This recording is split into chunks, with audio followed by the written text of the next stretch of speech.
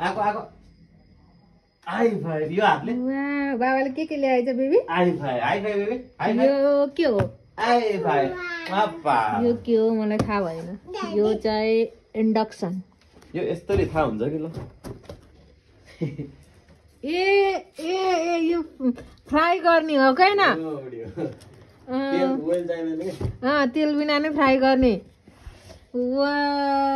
air fryer भन्छ air fryer fry यो चाहिँ ग्राइन्डर यो चाहिँ मलाई मेन चाहिएर मैले यसो फोर्स लगाएको थिएँ तर मलाई यत्रो गिफ्ट आयो थ्याङ्क यू सो मच